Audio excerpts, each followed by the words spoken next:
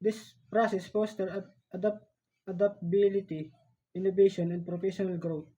By embracing Kaizen, teachers maintain a cycle of learning, self-assessment, and improvement, ensuring they meet student evolving needs while enhancing their own effectiveness. Okay, as we can see, the practice of teaching of every Filipino teacher is aligning with OCT, or we can call Otonario College of Teaching, because of because of their compassion, dedication, and love for what they are doing. They respect the different need of their student and have an ethical practice in their profession.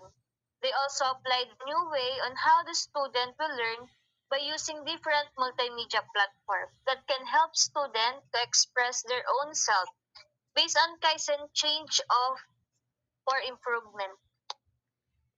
Okay, proceed to lesson 3. Philippine Professional Standards for Teacher or PPST. Okay, let's proceed. Identify when PPST domains are the most visible or observation. For the best and the most visible of observation should be curriculum and planning and the diversity of learners. It can modify the student to be most creative and innovative. It conduct the difference teaching and special education needs and also the learning outcomes of every student that can accommodate the needs of the student to be globally competitive, even if it is remote area and etc. Teachers' obligation for the learners who want to achieve higher learning knowledge.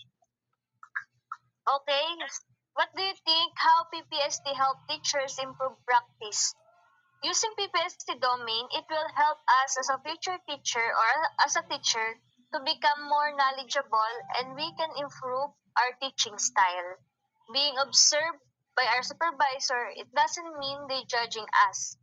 They all want is to help us improve and help us know what part of PPST or teaching style we need to enhance so that we can give our student effective and efficient learning activities that will be benefited for us and to our students.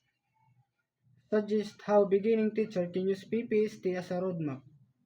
A beginning teacher can use the Philippine Professional Standards for Teachers or PPST as a roadmap by aligning their practices with the standards domain.